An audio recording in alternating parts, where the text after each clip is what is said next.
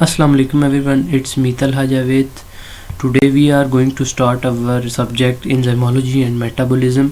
So आज हमारा जो सबसे पहला टॉपिक है enzymology and metabolism का वो है glycolysis. So glycolysis, what is glycolysis? As the name indicate that glyco means glucose and lysis mean breakdown.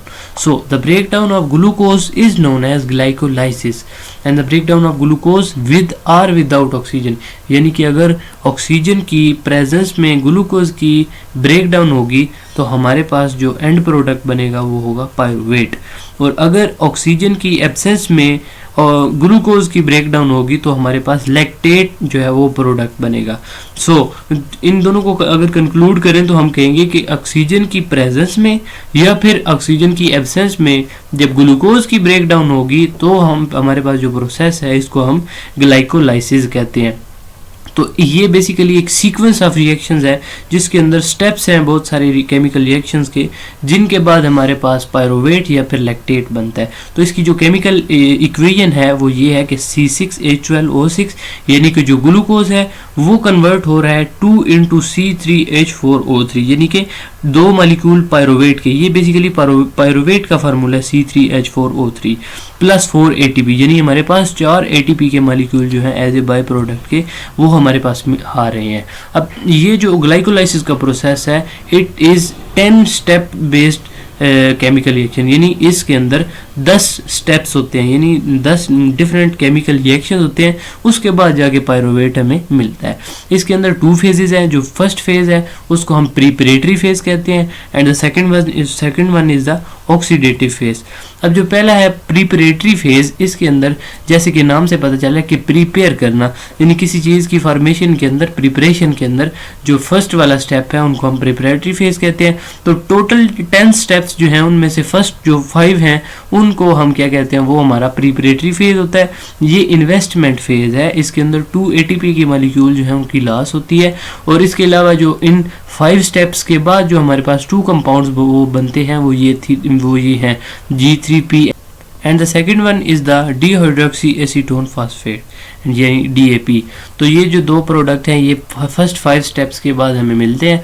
उसके बाद जैसे ही प्रिपरेटरी फेज खत्म होता है तो ऑक्सीडेटिव फेज शुरू हो जाता है जिसके अंदर रिमेनिंग 5 स्टेप्स इंक्लूड है. अब ये जो हमारे पास ऑक्सीडेटिव फेज है ये पे ऑफ फेज है, यानी पहले फेज में हमने क्या किया, इन्वेस्टमेंट की ATP की. अब इस फेज में हमारे पास ATP जो है वो वापस हमें मिल रहे हैं, गेन ऑफ ATP होता है, और हमारे पास एंड प्रोडक्ट जो है वो 2 पायरुवेट के मॉलिक्यूल है. यहाँ पे आप देख सकते हैं कि ग्लूकोज का जो मॉलिक्यूल है वो कन्वर्ट हो रहा है 2 पायरुवेट के मॉलिक्यूल्स में, और ATP के जो मॉलिक्यूल थे 2 हमने इन्वेस्ट किए और 4 हमारे पास बाद में आ गए. इसी तरह NAD पॉजिटिव जो था उसको हमने कन्वर्ट करवा दिया, किसमें, NADH में कन्वर्ट करवा दिया. अब ये जो मोस्ट इंपॉर्टेंट पाथवे के जो स्टेप्स हैं वो इसमें इस डायग्राम से हम इजीली देख सकते हैं. सबसे पहले देखें, so basically glucose is the 6 carbon sugar. ये ग्लूकोज जो है ये शुगर है जिससे हमारा ये ग्लाइकोलाइसिस का प्रोसेस प्रोसीड हो रहा है. और सबसे पहला जो स्टेप है जिसमें ग्लूकोज को हम एज ए सबस्ट्रेट यूज़ करके इसके अंदर क्या कर रहे हैं, फॉस्फेट ग्रुप की एडिशन कर रहे हैं. आप यहाँ पे देख सकते हैं कि एक ATP का मॉलिक्यूल कन्वर्ट हो रहा है एक ADP के मॉलिक्यूल में, यानी एडिनोसिन ट्राईफॉस्फेट कन्वर्ट हो रहा है एडिनोसिन डाईफॉस्फेट में, यानी ट्राई 3 फास्फेट वाला था अब वो डाई में कन्वर्ट हो गया 2 फास्फेट वाले में, और वो जो एक फास्फेट था वो किधर चला गया, वो ये वाला इस ग्लूकोज के साथ लगा, और जिसकी वजह से ये क्या बन गया, ग्लूकोज 6 फास्फेट चला गया. अब ये जो हेक्सोकाइनेज एंजाइम है, काइनेज जहाँ पे भी आ जाएगा एंजाइम उसका यही पर्पस होता है कि वो एक फास्फेट को जो है वो ट्राई ATP से लेकर एक फास्फेट को ADP में कन्वर्ट करके जो फास्फेट ग्रुप होता है वो हमारे सबस्ट्रेट के साथ अटैच करवा देता है. अब सेकेंड स्टेप में आप देखें तो यहाँ पे ग्लूकोज 6 फास्फेट कन्वर्ट हो रहा है फ्रुक्टोज 6 फास्फेट में. अब ग्लूकोज और फ्रुक्टोज दोनों आइसोमर्स हैं. आइसोमर क्या होते हैं, आइसोमर इस तरह के 2 केमिकल्स होते हैं जो कि केमिकल मॉलिक्यूल्स होते हैं जो कि स्ट्रक्चरली तो उनका मोलिकुलर जो स्ट्रक्चर होता है वो तो सेम होता है, लेकिन उनके अंदर जो चीज जो उनके अंदर जो कार्बन, हाइड्रोजन या फिर ऑक्सीजन या फास्फेट कोई भी चीज़ें होती हैं उनके दरमियान थोड़ी सी कोई ना कोई चेंजिंग होती है जिसकी वजह से उनका डिफरेंस आ जाता है. अब ये ग्लूकोज और फ्रुक्टोज दोनों में carbon same, number of carbon same, लेकिन थोड़ी सी चेंजिंग. अब ये जो है कन्वर्ट हो जाएगा किसकी हेल्प से, फास्फो ग्लूकोम्यूटेज की हेल्प से, या फिर इसका दूसरा नाम आइसोमरेज एंजाइम भी है। यानी आइसोमरेज एंजाइम क्या करवाएगा, इसकी जो है स्ट्रक्चर में चेंजिंग आ जाएगी ग्लूकोज 6 फास्फेट में, जिसकी वजह से ये फ्रुक्टोज 6 फास्फेट बन जाएगा। अब जब ये फ्रुक्टोज 6 फास्फेट बन गया तो इसके ऊपर दोबारा हमने एक एटीपी का मॉलिक्यूल जो है उसको कन्वर्ट करवाया एडीपी में, यानी एक फास्फेट का जो मॉलिक्यूल है वो फास्फेट का मॉलिक्यूल दोबारा फ्रुक्टोज के साथ अटैच हो गया। लेकिन जब वो पहले वाला था वो तो कार्बन नंबर 6 पे अटैच था, अब ये वाला जो है ये कार्बन नंबर 1 पे अटैच हो गया। So that is why we called this product as a fructose 1,6 bisphosphate, यानी इस प्रोडक्ट को हम क्या कह रहे हैं, fructose 1,6 bisphosphate with the help of enzyme phosphofructokinase. वही काइनेज जो हमने पहले कहा कि काइनेज का क्या काम है कि फास्फेट ग्रुप को सबस्ट्रेट से लेकर प्रोडक्ट के साथ क्या करता है, अटैच करता है। अब ये जो फ्रक्टोज 1,6 बिसफॉस्फेट बना है ये अब एल्डोलेज एंजाइम की हेल्प से क्लीव्ड हो जाता है, यानी ये ब्रेक हो जाता है। ये बेसिकली 6 कार्बन कंपाउंड है ना, ये भी आपने पढ़ा, ये 6 कार्बन था, ये भी 6 कार्बन, ये भी 6 कार्बन, ये भी 6 कार्बन।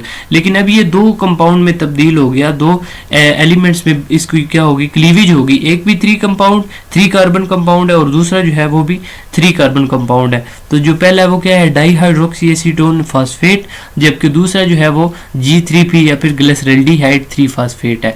अब ये जो प्रोसेस है, अब इसके बाद जो है दो मॉलिक्यूल्स मिलके चलते हैं, जिसकी वजह से 2 पायरुवेट के मॉलिक्यूल बनते हैं। अब यहाँ पे देख सकते हैं कि अब ये इंटर कन्वर्टेबल है, यानी ये जो G3P और DAP है ये दोनों इंटर कन्वर्टेबल हैं, ये भी आइसोमर है आपस के, इनमें भी नंबर ऑफ कार्बन सेम है लेकिन इनकी स्ट्रक्चरल चेंजिंग की वजह से ये क्या है, एक दूसरे की आइसोमर है। ट्राइओज फास्फेट आइसोमेरेज की हेल्प की वजह से ये दोनों आपस में क्या होते रहते हैं, इंटर कन्वर्टेबल है, आपस में चेंज होते रहते हैं। यानी DAP जो है वो कन्वर्ट होता रहता है G3P में, और G3P जो है ये भी कन्वर्ट हो सकता है DAP में।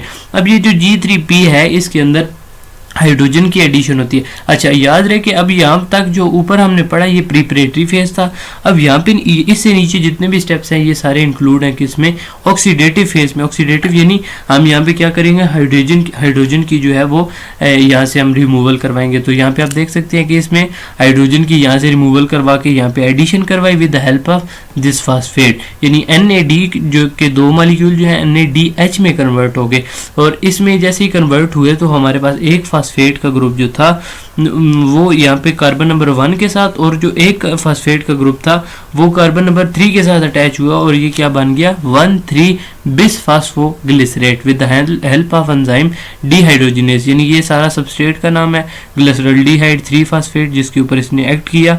और डिहाइड्रोजिनेज का क्या मतलब है, इसने हाइड्रोजन की क्या करवाई है, वहां से डिहाइड्रोजिनेशन, हाइड्रोजन को वहां से रिमूव किया है।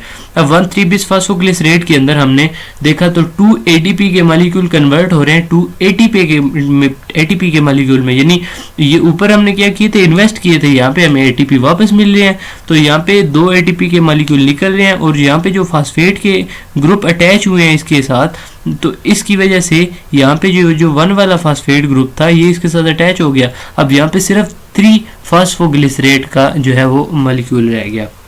अब यहाँ पे अगेन वही जो काइनेज एंजाइम है उसकी एक्टिविटी जो है वो नज़र आ रही है, क्योंकि काइनेज ही ऐसा एंजाइम है जो कि एक प्रोडक्ट से जो है वो फास्फेट ग्रुप लेके दूसरे में कन्वर्ट कर दूसरे के साथ जो है वो अटैच करवा देता है। अब जो 3 फास्फोग्लिसरेट है ये 2 फास्फोग्लिसरेट में कन्वर्ट हो जाता है, यानी ये दोनों फिर आइसोमर्स हैं। इनमें क्या है कि एक मॉलिक्यूल के अंदर जो फास्फेट ग्रुप है वो 3 नंबर पे अटैच है, और दूसरा जो केमिकल जो फार्मूला है उसके अंदर जो फास्फेट ग्रुप है वो 2 नंबर पे अटैच है। और उसके बाद ये इसके अंदर से वाटर की रिमूवल होती है, और इनोलेज एंजाइम की हेल्प में ये किस में कन्वर्ट हो जाता है, फास्फोइनोल पायरोवेट में कन्वर्ट होता है, जो कि डायरेक्टली जाके पायरोवेट में कन्वर्ट होता है।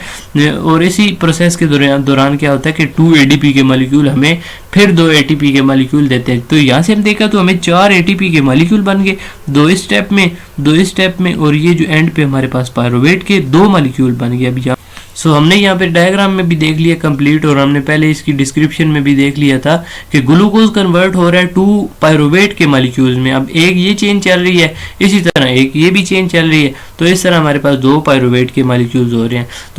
तो अगर हम एक इस पूरे प्रोसेस को एक लाइन में जो है वो समराइज करें तो हम ये कहेंगे the conversion of glucose into the pyruvate is known as glycolysis और इट कंसिस्ट ऑफ 10 स्टेप्स।